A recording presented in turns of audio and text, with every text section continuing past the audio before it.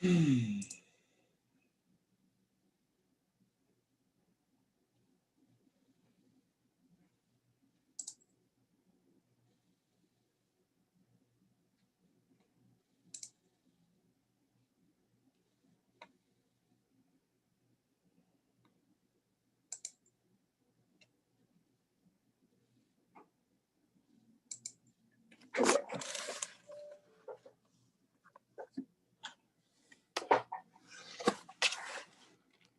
well.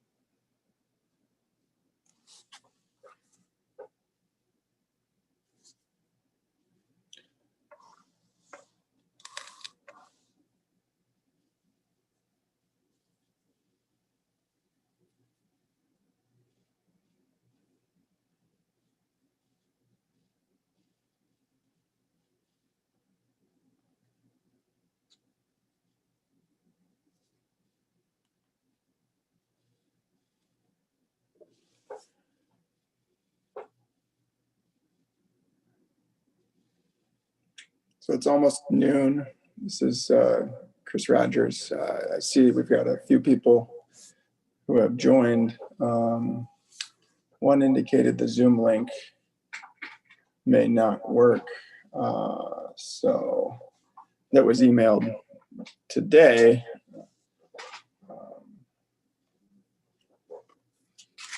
So I'm going to wait a couple minutes to start the meeting.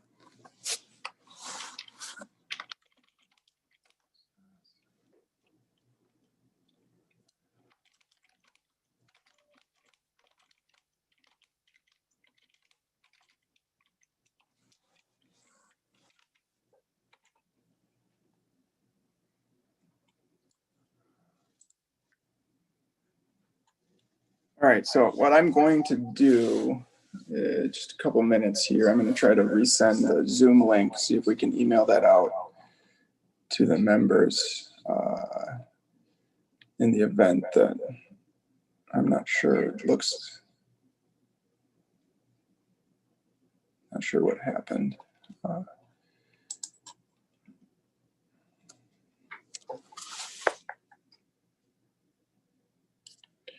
Invalid meeting ID.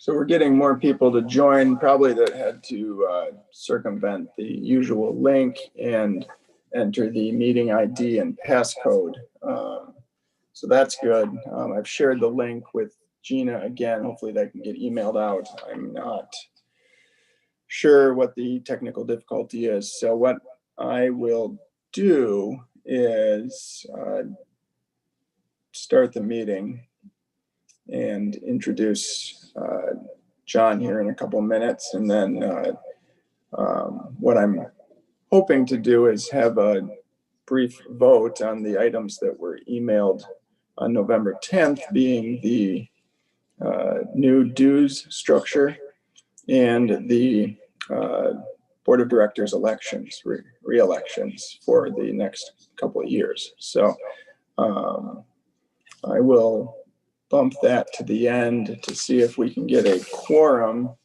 to accomplish that. If not, we'll address it offline in another manner. So I guess I'll jump in. And some introductory comments. Good afternoon. Welcome to the November meeting for the Economic Club of Traverse City. This is your president, Chris Rogers. This is our last meeting of 2020 and my last meeting as your president. It has been a pleasure to be able to fulfill this position for the last 2 years, and I wish the incoming president, Kathleen Guy, the best for 2021 and 2022. It's been an interesting year, to say the least, to adapt to these virtual meetings, and I'm sorry that we can't, we've had some technical difficulties on the last one here, so hopefully that gets resolved. I'll touch on the voting details towards the end. So if it does get to the point where we're wrapping up with the presentation, please plan to stay on if you can, so that we can address the vote. We'll see what we can do. Now to introduce Jon Terry. Jon, welcome. You should be able to see Jon on the video there. I'll just run through the bio and then I'll hand over the webinar. So for hundreds of years, the health of the Northern Michigan economy has been directly connected to the health of the natural environment. Jon will explain why this remains true today and why it is important to recognize and protect the services provided by nature. Jon is the acting executive director of the Au Sable Institute, located in northern Kalkaska County. Au Sable was established 40 years ago and fulfills its mission through field-based college academic courses, hands-on environmental education programs for K through 12 schools, throughout northern Michigan, research focused on restoring local ecosystems and community outreach. Jon was born and raised in northern Michigan, and after graduating from Calvin College, spent 20 years living and working in Washington, D.C. So it sounds like he's happy to be back home, and we're happy to have him here with us today. So welcome, Jon. Thank you for the opportunity to be here. I'm thrilled for this opportunity. So thanks for having me. Like Chris said, my name is Jon Terry. I'm the acting executive director of the Au Sable Institute. We're located in northern Kalkaska County, about 35 miles straight east of Traverse City. We're on about 100 acres. We're on a little lake called Big Twin Lake. We've got bogs and ponds and rivers and fields and forests. We're just a big outdoor classroom, and it's a beautiful place. And when this pandemic is over, I invite you to come on out and visit us. We love visitors on our trails. I'm going to share, I've got some slides, so I'm going to share my screen.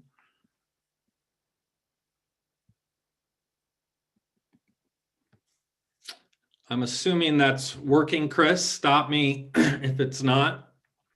But my presentation today is on the business case for butterflies, which is really about the connection between Michigan's economy and the natural environment.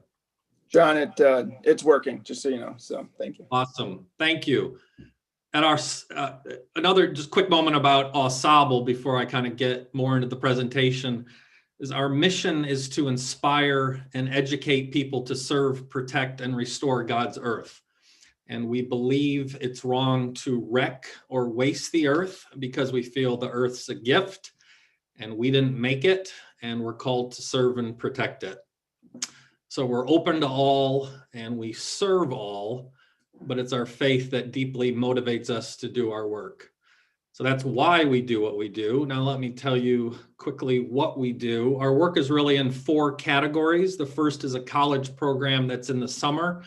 Essentially, we're a science or biology field station for about 50 different Christian colleges throughout the US and Canada. Big schools like University of Michigan or Michigan State will have their own field stations, but if you're a small Christian college like Calvin or Cornerstone or Spring Arbor, we serve as that for about 50 different schools throughout the US and Canada, and that takes place in the summer. Students come to us here in northern Michigan. We also have a campus off Seattle on Whidbey Island where you go and study marine. And we also have a campus in Costa Rica, where every summer we host college students and they take courses with us for college credit. So that's the college program. We also have what we call our K-12 field school. Each year, in a normal year, about 2,000 local K-12 students from throughout northern Michigan will come to our campus and participate in outdoor and hands-on field school. We also have a program called RAISE, Restoration Ecology for Young Students. You'll learn a little bit about more later, where we go into 5 different elementary schools in the area and do the program there. We do research. Here's a team from this past summer. All of our courses this past summer were canceled, except we were able to host 4 research students, undergrad students who are doing some research on the Boardman River. This is a project spearheaded by the CRA there in Traverse City, but our students were involved in sampling some of the microinvertebrates in the river. And finally, we do community outreach. We adopt lots of local streams and trails. We do citizen science efforts. This photo is from a river sampling and monitoring of the Manistee River we did earlier this year. And we also just found out we were awarded a grant through the National Wildlife Federation called Sacred Grounds. And in 2021, we'll be putting in native plant gardens at houses of worship in Kalkaska and Grand Traverse County. I don't have time to really go into that project today other than to say we're really excited about it. And if you're involved in a house of worship, I'd love to hear from you if you're interested in putting in a little native plant garden at your site. So your work as an economic club focuses on the economy. At Au Sable, our work really focuses on ecology, which is the interactions and health of the plants, animals, insects, water, and forests of the area. One cool thing that might be obvious is that both those words start with eco. And eco comes from the Greek word oikos, which means house. And I think a house is a great metaphor for both your work related to the economy and our work related to ecology. Our house is this place that we love, and we all have a role in caring for it and making sure it's healthy and safe place to live. One of our most popular K-12 programs when students were in school and they would be able to come and visit us is a program called Michigan History. And local third graders would visit us and travel back in time to learn about the history of Northern Michigan. And what the students learn is that the history of the economy of Northern Michigan is really the history of our dependence on the natural environment. And that for hundreds of years, the health of the economy in Northern Michigan has been connected to the health of the natural environment. As part of the program, students visit a fur trapping village of the 1700s, and then they visit a logging camp of the 1800s. If we traveled back in time to 1750, the Traverse City Economic Club would have consisted primarily of fur trappers. And in 1850, the club would have consisted mostly of lumbermen. Now, assuming that you are not fur trappers and lumberjacks and lumberjills, I think it's wise to ask what happened. And what happened is that fur trappers trapped until there was nothing more to trap. And the lumbermen cut down white pine until there were no white pine left. And so the fur trapping economy was destroyed and the white pine lumber economy was destroyed. And if you look at these examples and other examples over the last few hundred years and even recent years, I think you'll see some patterns and themes. I think there's lessons we can learn from these themes related to human behavior and economics and the natural environment. So today, I'd like to share 3 of these themes that I think are relevant to us today. The first theme is that we degrade what we don't own. And the photo on the slide is from the Record Eagle a few years ago, just pointing out the fact that many public beaches in Traverse City get trashed during the Cherry Festival. So why do these beaches end up covered in litter? And the answer, I think, is because they're viewed as public beaches and people are unwilling to maintain public areas in the same way that they would their own private property. This principle, which is both an ecological and economic principle, is sometimes referred to as the tragedy of the commons, and essentially just points out the truth that people usually take better of things they own. When you consider the lumbermen of the 1850s as they were cutting down the white pine, the common areas were the rivers that flowed between the trees. The rivers were considered public and the fish in the river were considered public. And there was a lack of concern for the health of the river or the health of the fish in the river. So when the white pines were cut down, there was nothing to hold the soil in place. The sand filled the rivers. It destroyed the breeding grounds of a native fish called the Arctic grayling. Now at the time, people loved the Arctic grayling. It's a very beautiful fish. I don't know if you can see me now, but at the end, actually behind me and hanging up above the door of my office is a drawing of an Arctic grayling. But it was a beautiful fish. It's fun to catch, and people flock from around the country to come to Northern Michigan to catch it. There was actually a town in Northern Michigan that was named Crawford. And in order to promote themselves and attract tourists, they renamed that town in honor of the fish, which is how the town of Grayling got its name. But no one felt a sense of ownership over the public rivers or of the fish. So now the Arctic grayling is no longer found in Michigan. So the tragedy of the commons could also be called the tragedy of Grayling, because the name of that town is a reminder that we tend to degrade and exploit things that are not owned. The second, John, I apologize for interrupting. I just want to note to the members, and then I'll be out of the way here.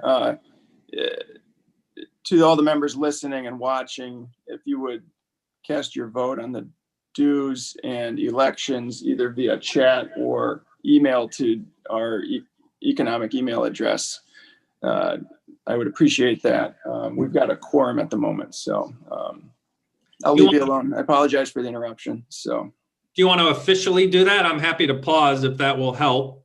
No, I think that'll be the best way I can do it, given the technical issues at the beginning and whatnot. So they can comment in any way they can, or we'll follow up. So, so thanks, John, and continue. I'm intrigued here. So, all right, awesome. Thank you. Yeah. So that was kind of lesson or theme number one. Lesson or theme number two is that the ecosystem provides economic value. When we think of the natural environment providing economic value to Northern Michigan, there's actually a couple types of value that I think of relevant. The first type is perhaps the one you thought of, and that's the value that comes to our economy from tourists and other people who come here to enjoy our beautiful area. As Chris mentioned, I grew up here. I was actually born in Traverse City. I was raised in Charlevoix, but I lived on the East Coast for about 20 years and moved back 5 years ago, primarily because of the beauty of the area.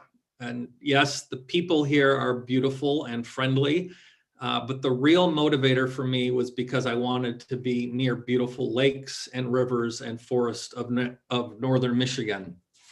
I read a newspaper article about a week ago talking about the impact on the economy of the natural environment. It says, according to the Michigan Economic Development Council, $408 million was spent in Northwest Michigan in 2018 on recreation, another $409 million on food and beverages, and $571 million on lodging related to recreation and tourism. Grand Traverse County led the 10-county region with an estimated $465 million in visitor spending. It was followed by Emmett County, where I live, at $400 million. In Michigan, 1 in 6 jobs are tied to tourism. So it's obviously that this kind of intangible benefit and the benefit of things like beauty are a huge economic driver and are extremely important to our region. And it's all coming from people coming to bike and hike and fish and hunt and swim and paddle and all the other things that rely on the natural environment. And I think it would be foolish to not recognize that that economy, the tourism and recreation economy, is fragile and can disappear, just like the fur trapping economy and the white pine lumber economy. So that's one type of economic value provided by the natural environment. The second type of value is called ecosystem services. And these are direct services that the natural environment provides for our economy. These are things like wetlands that naturally clean water, forests that help clean the air, and butterflies and pollinators that pollinate all of the agriculture products in the area. I want to quickly now share a 2-minute video that explains this value a little better, I think, than I can. Here we go. This is a video involving some of our students for our RAISE program. It's restoration ecology for young students. And the schools involved in it are Alba and Mill Creek, and then which is in Elk Rapids, and then in Traverse City, it's Traverse Heights and Court Aid and Traverse City Christian. So I'm going to have the students explain ecosystem services to you.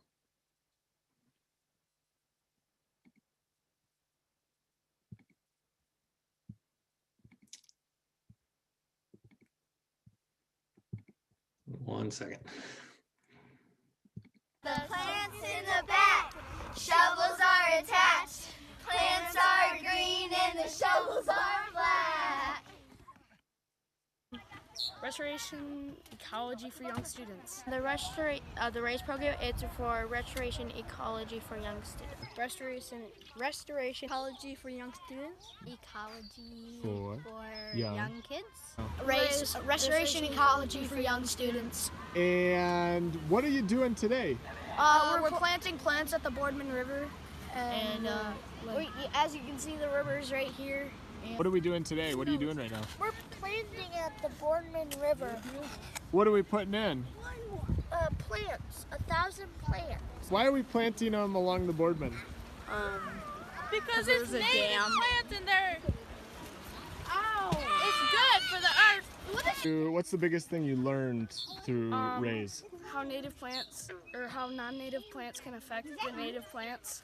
Because the invasive plants can harm like our soil and harm just how our natural earth is. Natural like services and stuff that we get, like medicine, natural beauty and stuff like that. Cool, so those ecosystem services. What watershed are you part of? Do you remember?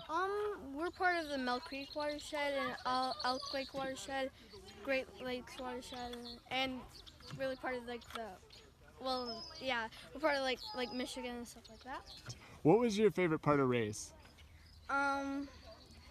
The planting, what we're doing right now. What we're doing right now? Cool. And so tell me about what we did today. So what we did, we planted 1,000 native plants around our pond, and we planted them, we're mulching them, and we're weeding. And what did you think of the program?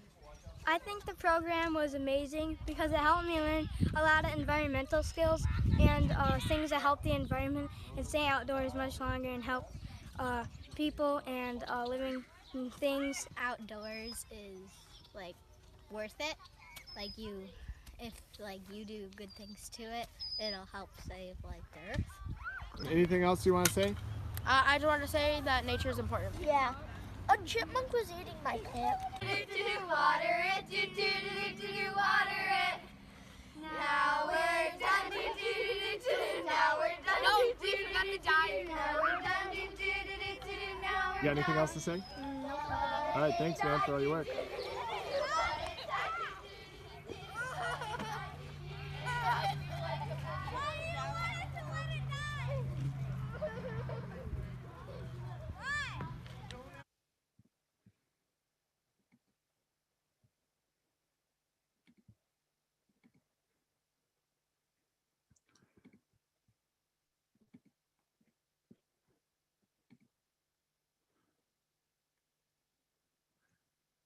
So those students, I hope the sound came through on that. That's the RAISE program, and we're proud of the work that they've done in the community, not only learning about these ecosystem services, but actually playing an active role in supporting ecosystem services of the area and supporting the businesses that rely on these services. Quick note, I live in Petoskey, downtown Petoskey, and a neighbor to my right, if you look at the front of my house, the neighbor to my right owns a bike shop called Latitude 45, sells a lot of mountain bikes. I just bought a fat bike with them, getting ready for the winter. My neighbor to the left owns American Spoon Foods, which is a company that makes products derived from the fruit agriculture industry. So the businesses of my neighbor on the right depends on that first economic value, the value of outdoors and beauty and recreation and tourism. And the business of the neighbor on my left relies on these direct ecosystem services. So my two neighbors on each side of my house would not have jobs or businesses without the value of our local ecology. Related to American Spoon Foods and the fruit agriculture industry, particularly the tree fruit agriculture industry, I think we need to point out is an extremely fragile industry. It relies on numerous systems and patterns and services provided by the natural environment of northern Michigan. And the truth is that these patterns and systems are being disrupted primarily by human activity. And these disruptions are having a real and tangible impact on businesses in the area. For my neighbor at American Spoon Foods, the cherry crop was destroyed in 2012 because of an extreme weather event. And it negatively impacted their business. They had to completely change their plan for the year because of it. And what we're seeing and what they're seeing is that these rare and extreme events that used to be referred to as 100-year events are happening every 10 or 15 years. And crops will be wiped out and businesses are getting wiped out. And I'll also say it's never fair to point at something related to weather and say that is caused by climate change. But I think it is fair to say that an event is more likely due to climate change, and that these rare events are now happening more frequently and have a direct and negative impact on many businesses in northern Michigan. And so there's a threat from a changing climate, and there's also huge threats due to habitat loss, overuse, and exploitation of resources that all disrupt these fragile and complex systems. Traverse City, as you know, is known for the Cherry Festival. And my fear is that we will look as silly as Grayling if we are the cherry capital of the world and we're no longer able to grow cherries here. The third lesson or theme is that there's always costs. When you manipulate or use the natural environment, there's always costs, and we're not smart enough to fully understand the costs. When I see a dead bird on the shores of Lake Michigan, such as the one on your screen there, I think of the Erie Canal. Why? Because of a book I read. I've got it here with me. It's called The Death and Life of the Great Lakes. It's by Dan Egan. It was a finalist for the Pulitzer Prize, maybe came out about 5 years ago. And it provides example after example of economic decisions that have resulted in ecological disaster for the Great Lakes.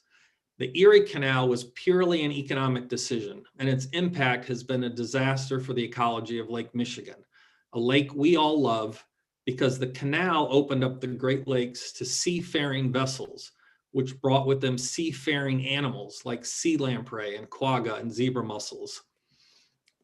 In the book, I'll just quickly read, he's talking about kind of the connection between the Erie Canal and that photo of the dead bird. He's just pointing out that these quagga mussels, the mussels increase water quality. This leads to a bloom in the sunlight-loving algae that dies and burns up massive amounts of oxygen. That opens up the door to botulism-causing bacteria. Then the invasive mussels suck up those bacteria and are in turn eaten by these gobies, which are it's a fish, it's an invasive fish. The poison gobies become paralyzed and are easy prey for birds like loons, grebes, and gulls, and then the birds die. This is not a rare occurrence. Biologists estimate more than 100,000 dead birds, including bald eagles, great blue herons, ducks, loons, terns, and plovers, have piled up on Great Lakes beaches since the botulism outbreaks turned rampant in 1999. The chair of the board of the Au Sable Institute is a man named Dave Lamb. He worked for years at a camp just south of Traverse City called Lake Ann Camp. And he walks the beach in the summer to count these dead birds. He's part of the Sleeping Bear Dunes avian botulism team. And the existence of an avian botulism team at Sleeping Bear Dunes is a cost of the Erie Canal, and we bear that cost. So when you manipulate or use the natural environment, there's always cost. The costs are often enormous, and they're often paid by people who weren't involved in making and did not benefit from the initial economic decision. One quick final note about costs. When it's clear that harm is being done, our response always is a mixture of three things: mitigation, which is stopping the harm from happening; adaptation, which is learning to live with the harm; and suffering. And we have to decide what is the mix of these that we're willing to accept. And this can apply to global health pandemics, as an example. This can apply to climate change, and this can apply to water pollution in northern Michigan. Now, on a whole, as a practice, I don't think it's helpful to label people as good or bad. But if there were villains in this story, they would be the people who knew that a harm was being done, purposely chose to avoid mitigation because they knew that they wouldn't be the ones suffering. So all of us, if we're being honest, has some villain in us, I think. It's important to admit that what we do, the decisions we make, and how we live will impact the environment and lead to suffering. And that suffering will likely be borne by the most vulnerable in our society, such as the poor and people of color.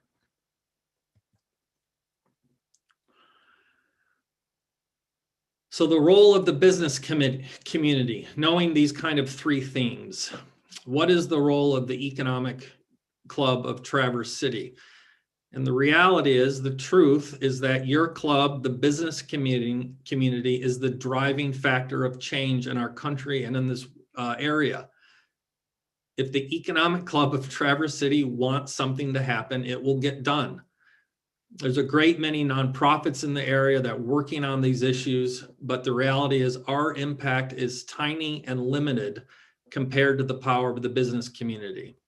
One quick example of this is Line 5, which, regardless of how you feel about Line 5, the reality is, for years, nonprofit groups, environmental groups, tribal groups, and others have been clamoring to get that pipeline off the bottom of the straits. But it's when a group of businesses formed an informal alliance called the Michigan Business Group that feelings about that line changed, and it really moved the needle. And it took businesses coming to the table and showing their power to make that change. As far as what you can do, if you're unsure what to do, I'm not a real fan of leaving people with lists of here's the 10 things you can do to care for the environment. But if you're unsure what to do, I encourage you to think of the 7th generation principle. My institute is located on the ancestral lands of the Odawa people, and I'm ashamed at how little I know of their history and culture. But a tribe member once shared with me the 7th generation principle, which is that you should make decisions now thinking about how it will impact 7 generations from now. I think that's a wise way to go about making decisions today. My final slide is this one, and it's just really to thank some organizations and businesses in the community. This has been a hard year for the Au Sable Institute. Our big economic driver at the Institute is our college program. We weren't able to hold in-person classes this summer, and that was a very difficult, and we're going through a very difficult year in response to COVID. These are some organizations that have stepped up and helped us. Earlier in this presentation, I talked about how I didn't like the term public because it conveyed a sense of non-ownership. The term I like better is community, which conveys a sense of joint ownership, kind of like the metaphor of the house I was referencing at the beginning. So these organizations have made us feel like a true community, that we're all working together on our house. Rotary Charities, they had this awesome, it was like a crisis support services where they would subsidize businesses to provide nonprofits like ours with services. So Megan Olds at Parallel Solutions provided great help to us related to strategic planning and how do we pivot in this environment. One Up Web provided us with services related to communications. And then on the right side of the screen, Cold Hard Cash is great as well.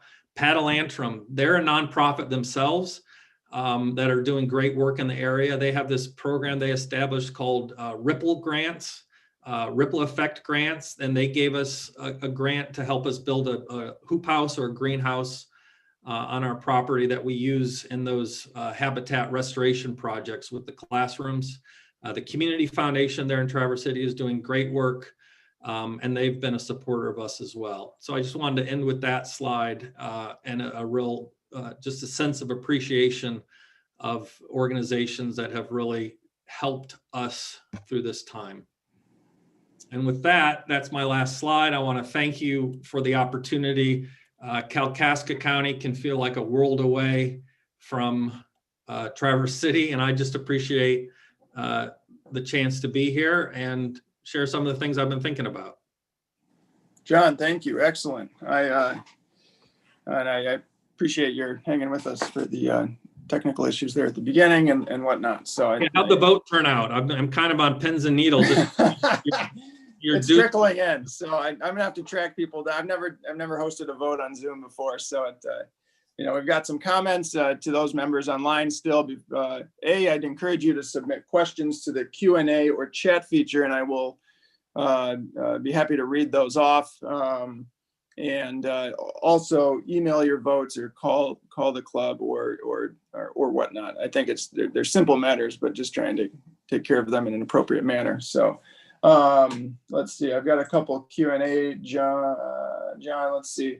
If you had the almighty brush, what would you advise us to do to combat the change in climate and habitat loss? Man, those are great. And I love the almighty brush. I wish I had it. The big thing is, I mean, my biggest, again, I'm not big into kind of leaving lists of specific things to do.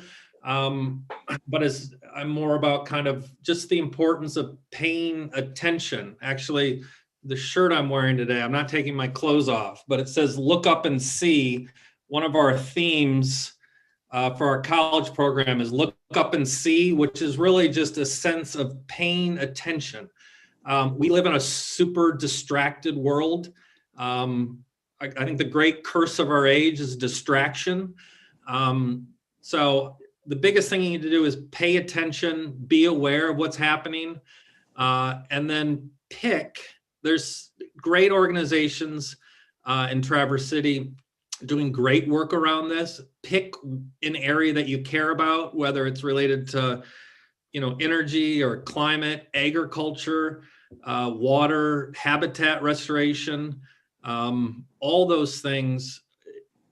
It's complex. There's no one thing to do. I would just pick one that you're really excited about and get involved. If you're interested in habitat restoration, that's kind of a thing we're big into, like with these students. Let me know. This new Sacred Grounds program through National Wildlife Federation. We're going to do 50 habitat restoration projects, and we love your involvement. So not one thing, there's a lot of little things, and it's really just finding the thing that you're really passionate about and getting involved. Excellent. All right. I'll just keep it going. We've only got a couple here, but how are you coordinating with the business community, specifically the Chamber of Commerce, to protect the resources that not only help the environment, but also provide many jobs? Yeah, that's a great question. And I would we work with the business community when we can, and that's the kind of thing where we need you guys to take leadership and to sit down with us and to help identify kind of joint goals. One of those groups, the Community Foundation, I'm a big fan of measurement, particularly when it comes to environmental projects. It's hard to know you're moving the needle. So the Community Foundation has created a dashboard of all sorts of different community metrics they're tracking. One of them relates to the natural environment. So my goal would be for nonprofit groups as well as the business community to work together to pick a couple of those measurements we can learn, move the needles on, and work together on that. Because if everyone's doing kind of focusing on different things, it's going to be hard to make an impact.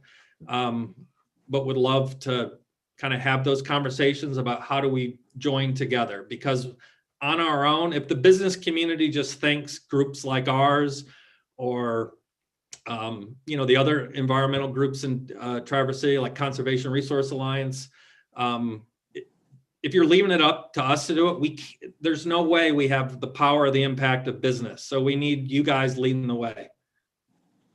Yeah, good point there. I might, if this was covered in the presentation, if I missed it, just looking what does the next 1 to 3 years hold for you guys? What are you looking forward to trying to accomplish?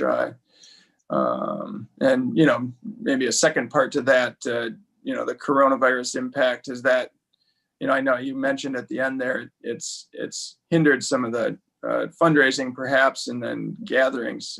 So. Yeah, that's been it's been brutal. Essentially, it's a whole new. It's like most nonprofits, you had to throw out your entire playbook of what, essentially our service delivery model is illegal in the state of Michigan right now. So trying to, it's not funny. It's not easy. So, doing everything we can, being as safe as we can. If we can run college programs next summer, Mhm. we'll be in a good spot. I think what I'm hearing from other nonprofits is essentially we've made it through a tough patch. We've kind of used rainy day funds, tapped into, funds we've saved up, but we're kind of at the end of it. And if this keeps going, we're in big trouble. But, we're people of faith. And, we're excited, when learning about the vaccines and whatnot coming out, and it's hard. Oh, yeah. Remain optimistic, right? So, here's another question. Who initiated the Michigan Business Group that you referenced? And then the additional part is, I agree that the power of collective impact is so much more than individual impact. So, yeah, that's a great question. I think it might have been I don't know who initially put it together, but it was a lot of our beer, like shorts and founders and bells, like the beer guys were big leaders in it. Shepler's Ferry, I believe, were a part of American Spoon Foods. So I don't know who, I don't know who kind of spearheaded it, but they were kind of the big group that came together. Sure. Excellent. I could probably brainstorm a million questions. There's none that I see from the members. So, John, do you have any closing or parting words that you'd like to share with the membership? This has been very enlightening, and I looked at your website here a few minutes ago, and it's impressive and informative, and I look forward to spending more time on that as well, learning more. So, yeah, no, we're eager. Again, just Kalkaska County feels like a world away from Traverse City. So just the opportunity to speak to your group. We serve schools in Traverse City. I'm just thankful for the opportunity to be here. We're looking for other opportunities to talk about what we do, and thankful for you giving us this opportunity to talk about some of the things that matter to us. So thank you. Yeah, you're welcome. And, it's such a well put together presentation. It was clear you put a lot of time and thought into it. So that's amazing. And we appreciate that. It's a great way to end our year with you, and then look ahead to 2021 and whatever it may hold. So, awesome. Thanks a lot, John. To the members, we'll see you or virtually or in person in January is the plan. I know we had attempted a hybrid meeting for today where some could have attended in person, but that was squashed and probably rightfully so, to keep us all safe. So please, again, cast your vote, not to harp on that, but we'll take care of that as a closing matter for the year. You'll receive some further correspondence from us before the end of the year for dues renewal and to wish you well throughout the holidays. So to everyone, happy Thanksgiving, and I appreciate your time and attention today. So what I'm going to do is end the webinar here. So thanks again, John. Thanks, Chris. Stay healthy. Yeah, you too. Take care.